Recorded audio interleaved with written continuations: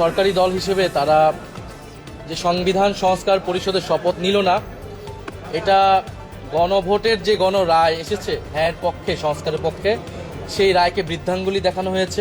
সংসদ সচিবালয়ের চিঠিতে 2 শপথের কথা উল্লেখ থাকলেও সরকারি দল মাত্র একটি শপথ নিয়েছে এমন অভিযোগ করেছেন জামায়াতে ইসলামীর আমির ডাক্তার শফিকুর রহমান। জুলাই বিপ্লবের শহীদদের প্রতি অসম্মান জানানো হয়েছে দাবি করে আজ এক সংবাদ সম্মেলনে তিনি ক্ষোভ প্রকাশ করেন। সাফল্যের সাথে গণ অভ্যুত্থান পরবর্তী সংসদীয় প্রক্রিয়ায় অংশ নিলেও আজ শপথ গ্রহণ অনুষ্ঠানে তৈরি হয়েছে নতুন বিতর্ক। জামায়াতে ইসলামীর আমির ডাক্তার শফিকুর রহমান জানিয়েছেন, সংসদ সচিবালয় থেকে পাঠানো আমন্ত্রণপত্রে স্পষ্ট উল্লেখ ছিল 2টি শপথের কথা, একটি সংসদ সদস্য হিসেবে এবং অন্যটি জুলাই বিপ্লব ও গণভোটের আকাঙ্ক্ষা অনুযায়ী সংস্কারের শপথ। আমাদেরকে সংসদ সচিবালয় থেকে যে চিঠিতে দাওয়াতনামা দেওয়া হয়েছিল সেখানে 2টি শপথের কথা উল্লেখ ছিল।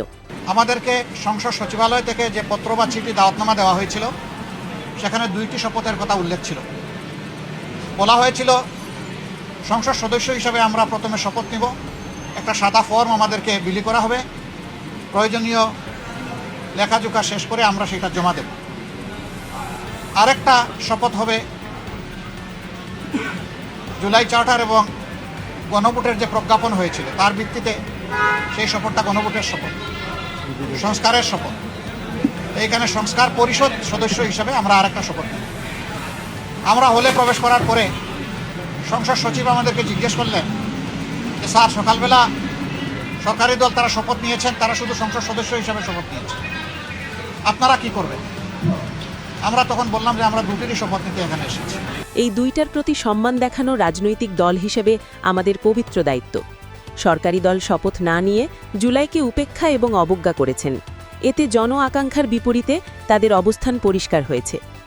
বিকালে মন্ত্রিসভার শপথ অনুষ্ঠানে যাওয়ার সব প্রস্তুতি এবং কার্ড থাকা সত্ত্বেও জুলাই বিপ্লবের চেতনাকে অবমাননা করার প্রতিবাদে জামায়াতের প্রতিনিধিরা সেখানে অংশ নেননি বলে জানান তিনি।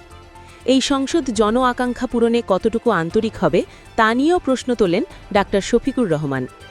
জুলাই বিপ্লবের শহীদদের রক্তের বিনিময়ে অর্জিত এই নতুন বাংলাদেশে প্রতিটি পদক্ষেপেই সংস্কারের ছাপ দেখতে চায় রাজপথের দলগুলো। সরকারের এমন অবস্থানে রাজনৈতিক অঙ্গনে নতুন করে বিতর্কের সৃষ্টি হল।